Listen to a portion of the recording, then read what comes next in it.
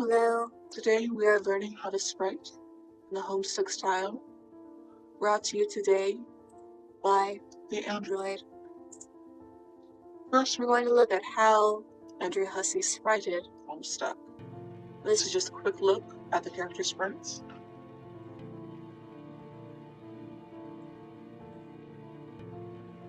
These are the pre-sprites right here.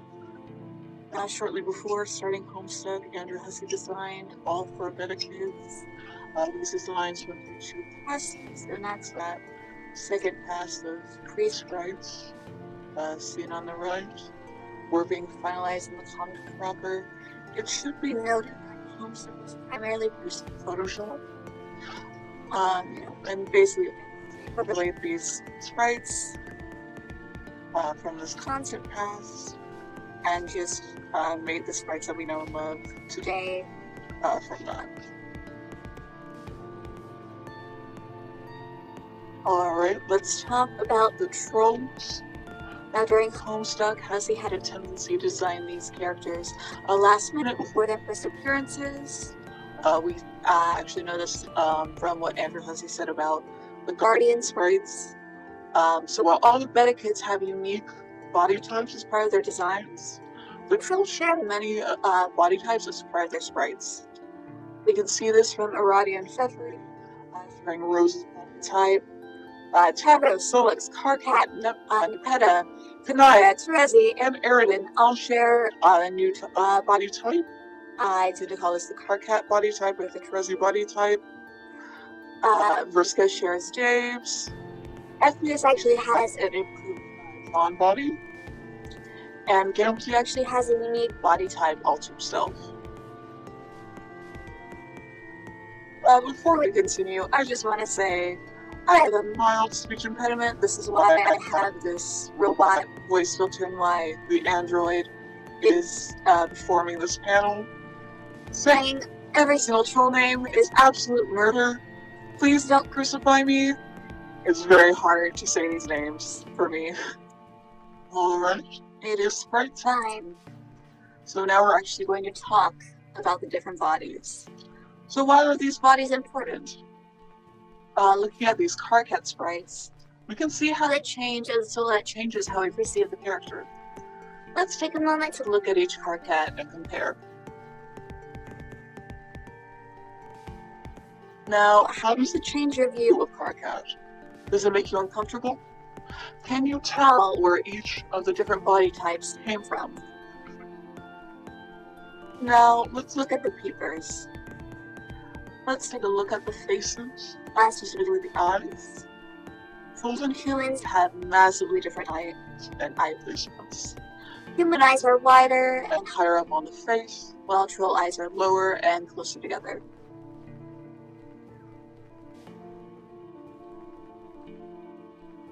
Even the different characters have different eye placements, regardless of species. Jade's actually a little bit wider than Rose.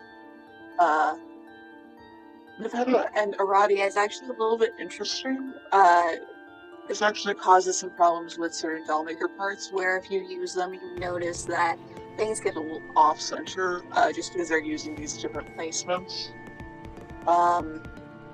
And for mouse, I tend to have the ends equal distance from the eyes. And again, this is where we see those problems appear in the dollmaker, where things are a little off. Also, all of these heads are completely horrifying. The hair part.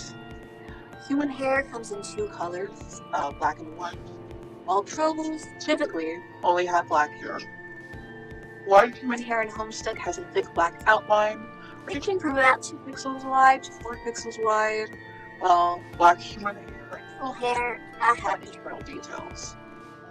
Hair may have details such as Roxy's hair curl, or the tapered lines inside Dave's hair. Hair is geometric and symbolic, and is crucial to the silhouette of the sprite. And when it comes to sprite, hair height should not be lower than Solix's hair. Alright, let's sprite a fan troll. Now, I always start off with a simple body base, so the body type that I want to use. While it may not be the final outfit design, it does give me a good jumping off point. This body is a cleaned version of Rose's body with the modified feet of Sprite. I have a purple outline for the shirt and a green outline of the skirt. And I won't always actually use a black outline for the feet until I'm done, just to make sure that I don't leave anything the wrong color, if I'm a fan species Sprite, or if I plan to give the character socks, or what have you.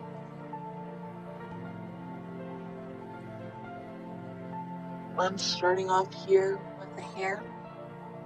I like to use bright colors to indicate that they're not the final version, and to make sure I don't lose details of the Sprite. I make confident strokes with the hair by making an outline and filling it in solid with the penalty.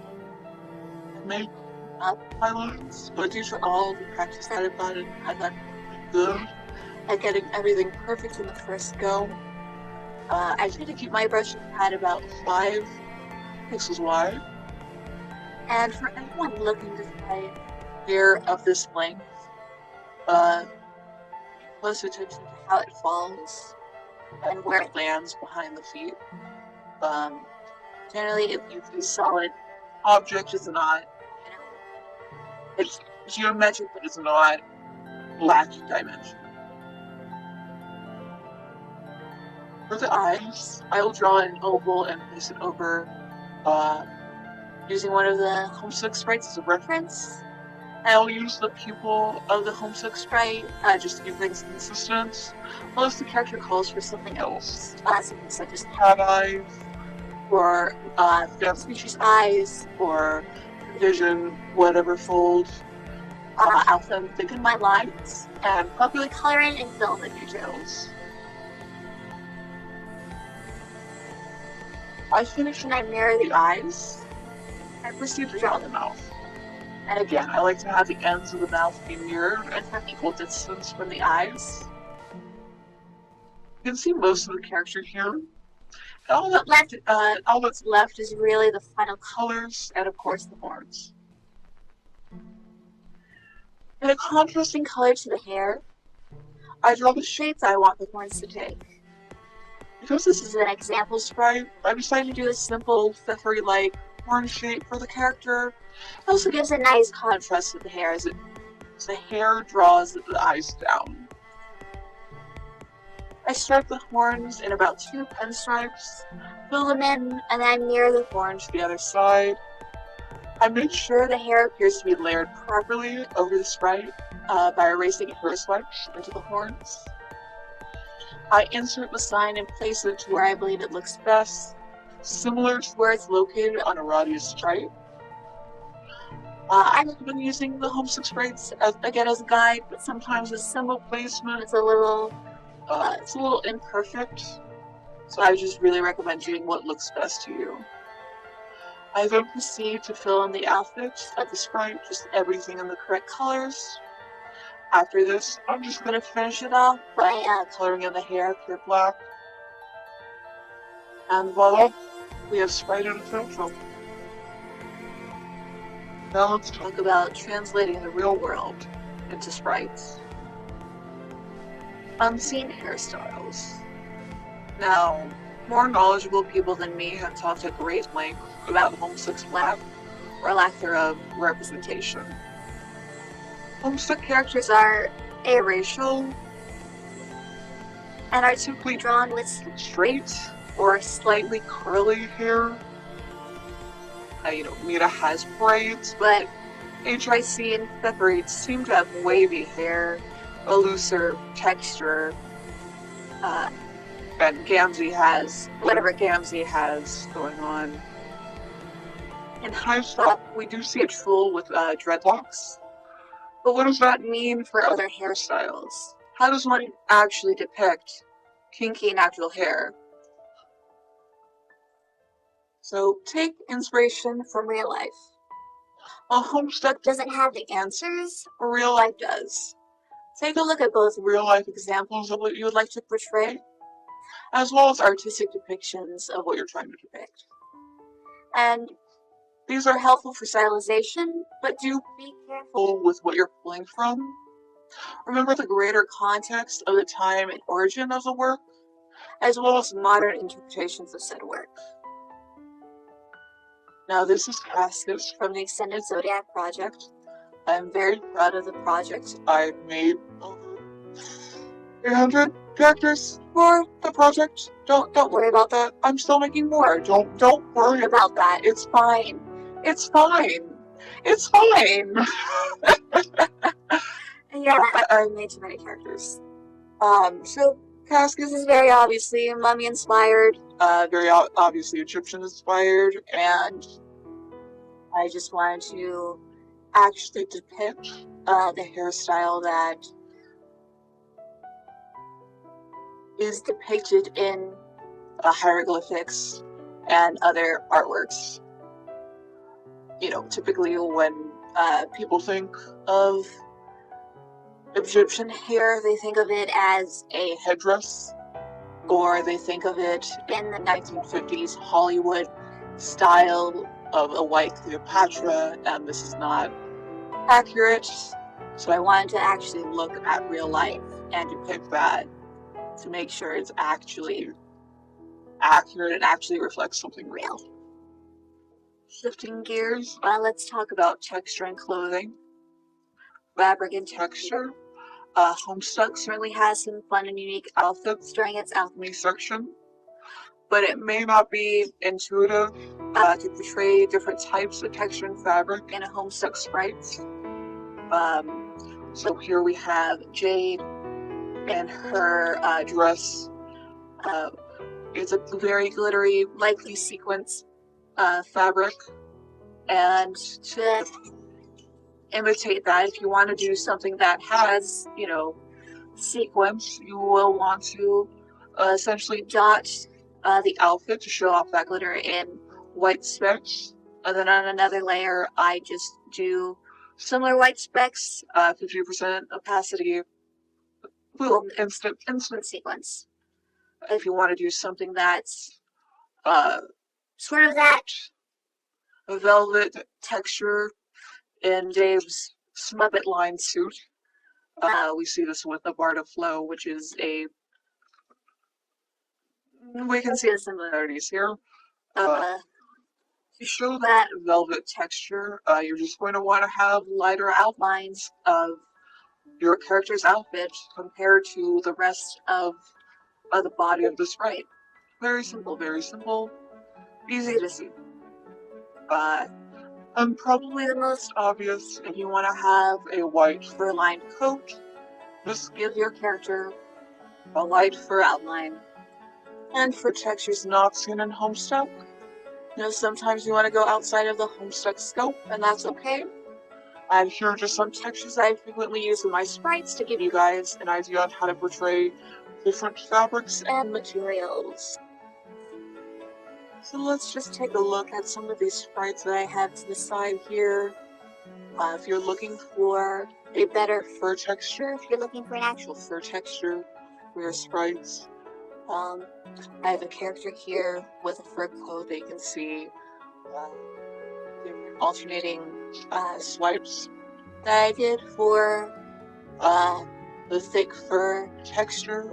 We also see this with a different character with a different type of fur-lined coat and fur-lined boots. You can just take a look and see how that differs from Jade and the other character on the previous slide. If you're looking for something more transparent, when you want to actually display that is transparent, just take a tip from the wings seen in Homestuck and simply just I'd do about 70% to 50% opacity, depending on the material that I'm trying to portray or just how it looks. And we can see this with this lovely troll here in this very fancy swimsuit dress. Supposed to be very cloud-like. Well, if I remember correctly, it's about 70% opacity. And just lovely, transparent, flowing. You know, very simple. If you're looking for something a little bit different, looking for more of a texture, we have a lovely fan species character over here. Now this is a little bit harder to execute, just because it really depends, and we're not doing a goop texture, seeing it with vector biology and Homestuck. We're doing something that's more transparent. This is a species obviously inspired by slimes from Dungeons and Dragons. So we have a skull and gemstone inside the goop to showcase the fact that this is a goop character. We have lighter outlines and shading just to give that unnatural texture for the goop character. If we're looking for on a dress, and we do see this a little bit in some of Roxy's sprites, namely the one dress that she has, where she has something a little similar to this cut of dress, but this is just a little bit something more elaborate, more flowing compared to what Roxy has. And it just gives you an idea of how you could copy that and emulate that for your own sprites. And if we're talking a gemstone texture, and we see this both in both fan species characters, we see how to fasten gemstones for character sprites. Alright, and let's talk about scars and skin. We do see scarring in Homestuck with Cronus and Gamzee. But what if we want to see different types of scars, or want to see certain skin conditions? What about beauty marks? And what about some sci-fi cyborgs? Well, this is very relevant for fanfills. This is a little tilted towards fanfills, this panel, just because this is a very introductory type of panel for spriting. It does go into a little bit more detail, but this is very, very introductory. This is very baby's first sprite type of panel. So talking different skin conditions. Here are, again, I have so many characters from the Extended Zodiac project. I'm sorry, I'm almost exclusively using them, but also, you should also use them. Not to plug during my panel, but again, I'm very proud of this project. I've made too many characters, you should use them. I'm not forcing you at gunpoint, but I am considering it. You see a troll with vitiligo, and vitiligo is a little bit interesting to portray in sprites just because it is a skin condition that relies on a lack of pigment in certain areas. It is also, very seriously, it is also related to trauma and other health conditions, so it can be a little sensitive. So with characters with vitiligo, want to actually do your research in how to depict and how to draw vitiligo. And when it comes to the unfortunate the Homestuck style as established is that the characters are aracial and having no skin pigments at all.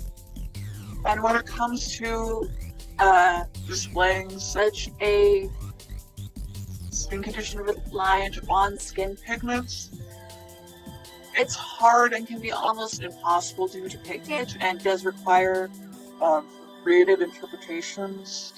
And I personally haven't found a way to depict it in human fan kits yet. Something I'm working on, I just haven't found something that I think looks good and accurate. But really, it's just a matter of what you personally view is best for depicting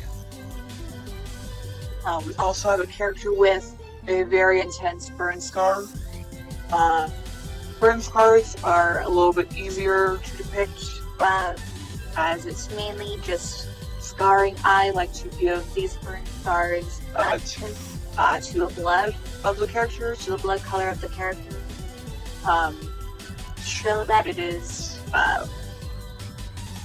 show off their blood color as their fan troll, but also just to show that it is a scar. It's not something that is makeup, it's not face paint, it is a scar, it is healed or healing, it has that pigment from the blood underneath. I think you could actually do something very similar with a port wine stain. I actually have not depicted a character with a port wine stain yet. I would like to do that. Port wine stains, as you may know, are birthmarks. Are essentially large clusters of blood vessels, essentially on skin on that area, which is why they get that purple-red color. So it'd be very nice to stick that in both vampit or ventral, or even a fan species character. That could be very interesting. But that's just how I like to display burn scars, and this is a very bazooka avatar like burn scar. You also have the character missing part of their eyebrow, and where their burn scar was blindness from the incident that caused their scar and lack of hair around the area. Not any more damage, because of where the burn scar is. We also have another character, right eye scar. This is a swipe to the eye, lack of eye type of scar. Again, I also tinted this, and Chris, on his talk Sprite, at the very least, does have a tint to his scar as well. While Gamzee's Sprite and Homestuck proper does not have a tint to it, it's just a straight swipe. It's just a matter of interpretation and artist choice on how you'd like to depict that. But that's just why this type of eye scar. And if we want to get a little bit more science fiction-y, I have a character with patchwork skin, a rainbow drinker with patchwork skin. Very fun, very Frankenstein. I actually had a little mini-series in the Extended Zodiac Project of characters based off of Hollywood movie monsters. That is actually a little bit of the inspiration behind Cassie's from a few panels ago, a few slides ago. It's just a little fun Hollywood horror reference, very fun. And this character has patchwork skin, and there are a few coloration aspects to this patchwork skin. Again, this is not really anything seen in Homestuck, and it has just that patchwork pattern, and their scars are actually the same color as the eye bag. Typically, that's the color that Gamzee's scar was in Homestuck proper. But I just have their stitching scar work as the eye bag color, with some tinting to showcase that this is the patchwork dead Frankenstein-esque skin. We also had a cyborg character here. And cyborgs, we do see robots and Homestuck proper, and Vriska and Tavers, who one could consider cyborgs, but nothing on the face is really depicted in Homestuck proper. So this is a character that has a partial face, robotic chassis, and we see this with the Homestuck typical eye bolting, the red robot eye, robotic fins, robotic horn, robotic limbs, and a little bit of fun, spicy robotic hair. Very fun, very spicy.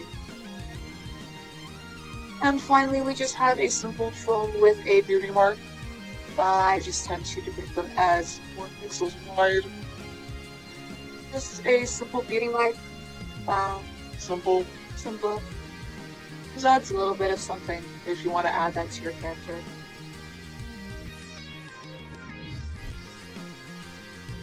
And just to continue on the skin, I have some more characters on this slide just to showcase different types of scarring, skin conditions, and even some different types of surgery scars. And of course, for the medicine Jonathan Sims. I love being able to speak. I'm so good at it. Jonathan Sims inspired character. Worm stars. What happens when a worm attacks your face? And just to look at these characters very quickly. My lovely bird is like to add her input. Do you have anything to say on the matter? Or are you going to be quiet now? Anyways, let's take a look at these characters very quickly. Now, this first role, someone had asked me for the Extended Zodiac project to depict a character with acne. And,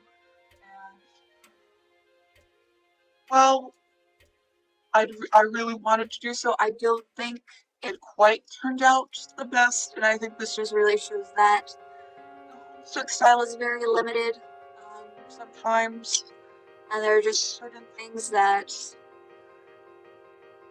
you will not be able to depict no matter how hard you try.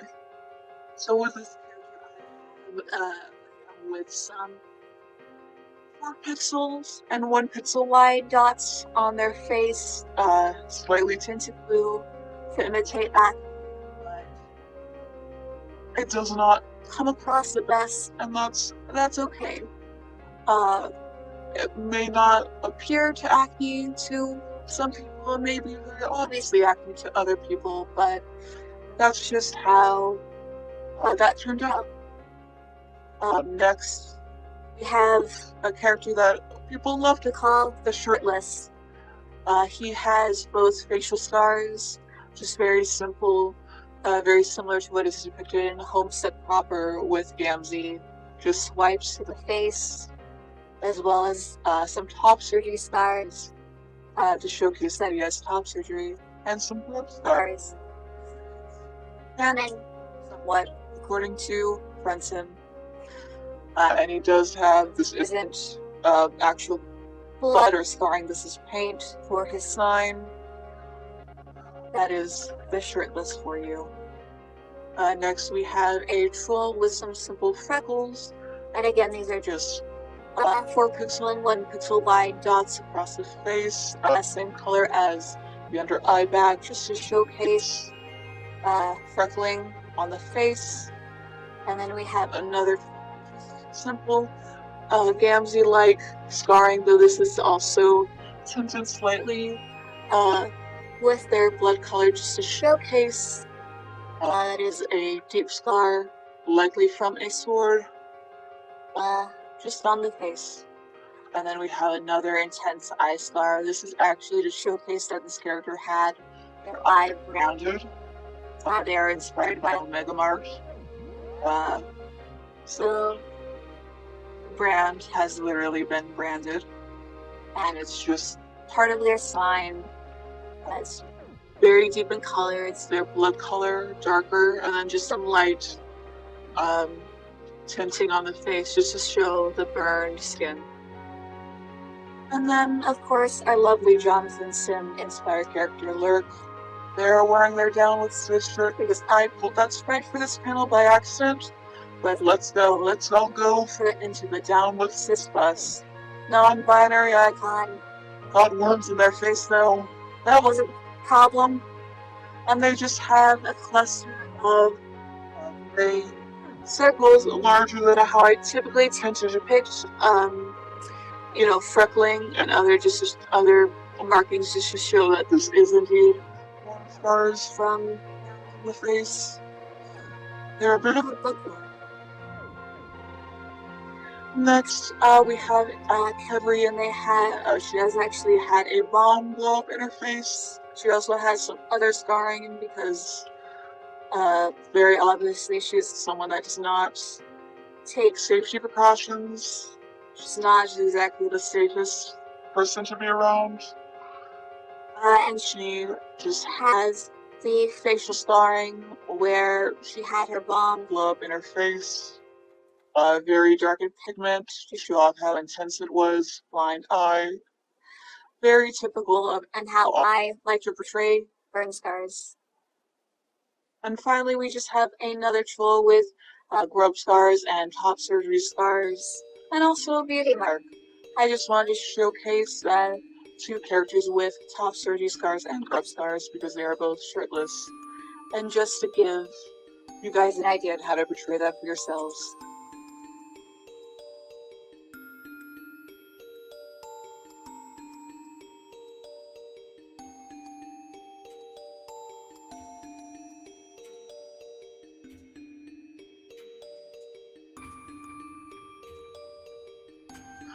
Different types of face paint, and we're just gonna have a little bit of a discussion on that. So we have just a character, a roller derby character with some hot pink eye makeup. Very simple. I just want to add this in to showcase that you don't have to only have clowns with elaborate face paints and fan species characters with elaborate face paint. Just a very quick showing of what else you can do outside of clown face paint. And then on the topic of clowns, we have some purple bloods here with face paint. And we have first had a character with a little bit more of a traditional color palette. These are the same colors that Gamzee has with his face paint. Very traditional, and this character has a goblin type of a mask type, like a Venetian goblin shark is how I tend to describe this character.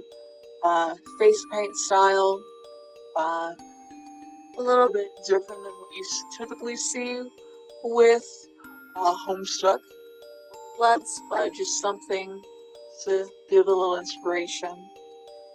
Next we have the Halloween jack-o'-lantern type of face paint. And when it comes to Homestuck and Hypesmoke, well, traditionally it seems that most clowns have the white grease paint with the gray marking seen with Gamzee and Kurloff.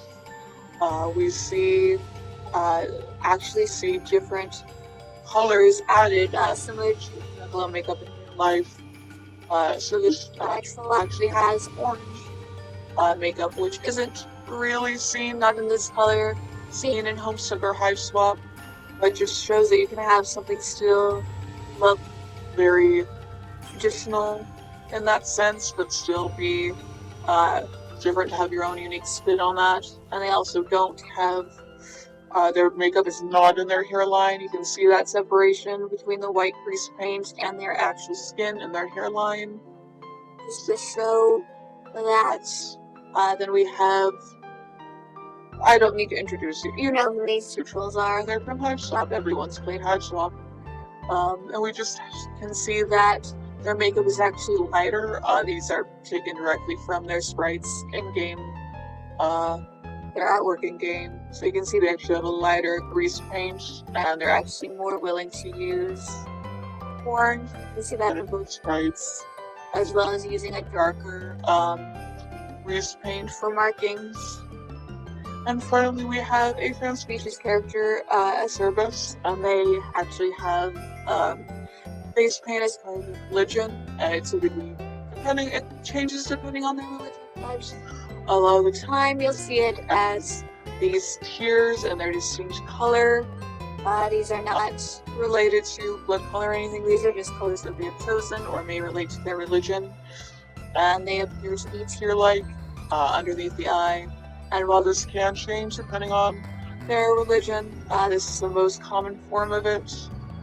And when we're depicting characters with face paint, please be careful and be respectful and do not imitate indigenous tattooing. Unfortunately, this does need to be said. Please be very careful and please be very respectful and look up the actual practices, and just don't give your alien characters indigenous tattooing, please. Please don't do that. Some people need to hear this, and that's very unfortunate. But just remember, please be respectful. Please don't give your character traditional. If they are not part of that culture, do not give them those traditional tattoos. And if they are a part of the culture, please please consult someone. There are very, very obvious places to go to where you can consult with someone about depicting them. Just remember, please be respectful. Please don't copy real life individuals' traditional tattooing. And just please be respectful.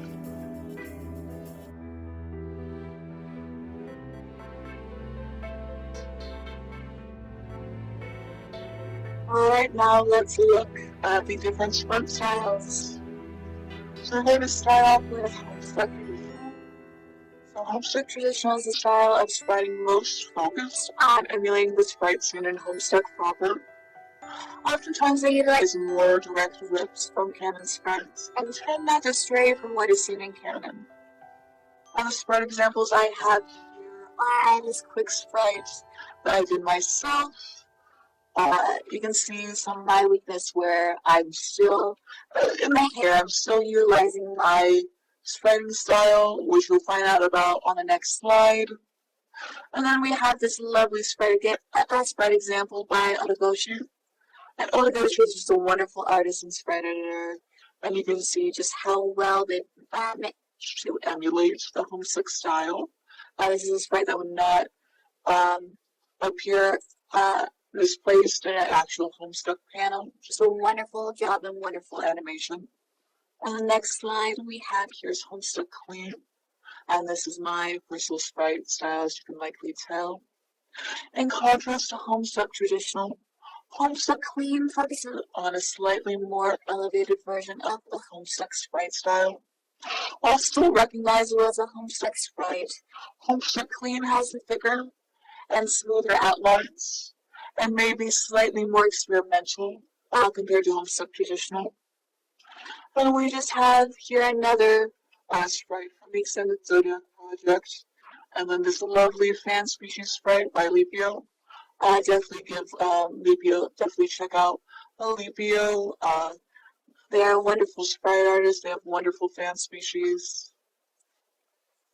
And now we have Homestuck Classified, and where Homestuck Digital is the exact emulation of the style featured in the comic. Homestuck Classified is the emulation of Andrew Hussey's practices. Classified sprites are frequently made from scratch and take inspiration from that of Hussey's work, not just Homestuck proper. I think you could actually call this the MSPFA style, primarily because there is a chat. There's a channel featured in the MSPFA Discord, which is practically dedicated to teaching this philosophy, teaching this style. And I want to be clear that these styles are very arbitrary, no more about the philosophy of how people sprite and less concrete categories of spriting.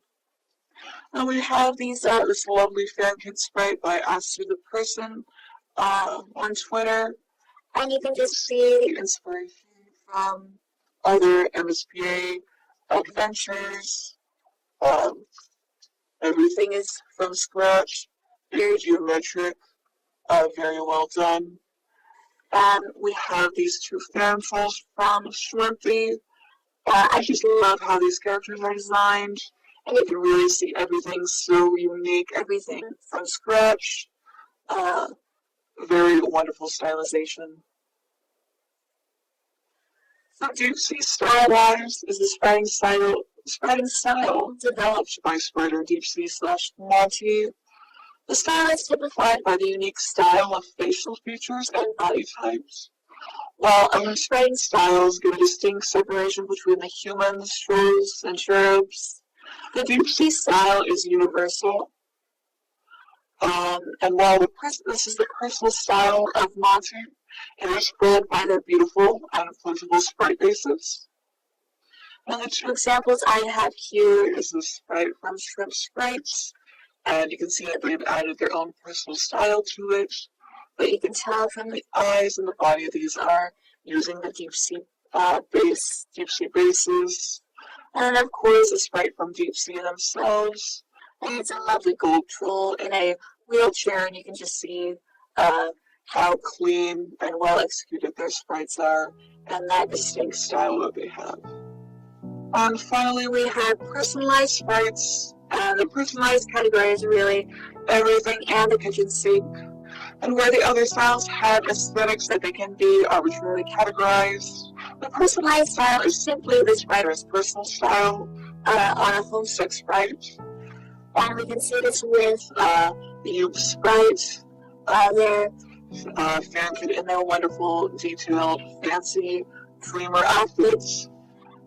And the Stamp Species Sprite by Sergeant Buttergan. He uses tinted color palettes, thinner lines, and more detail and shading and ears in their Fan Species Sprite. And you can just really see the difference between both these two sprites and every other sprite feature. You can just see how unique personalized sprites are. And now for the unfun bits, we have to talk about the doll maker. You have 2 credits. Yes, the doll maker is a lovely tool for those who can't sprite, want a quick idea for their own suit, or enjoy playing fun fiction games like we listen. While you made your character, you did not make the sprite. The doll makers, all the different individual doll makers, have thousands of parts made by hundreds of sprite artists who all deserve to be credited for their work.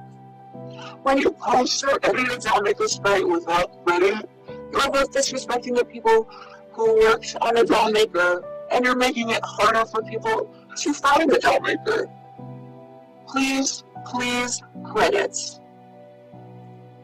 And that's all that we have for today. Have a good Stockholm. Let me know if this was helpful for you, and please feel free to send me any sprites that you made from this video. Have a good Stockholm.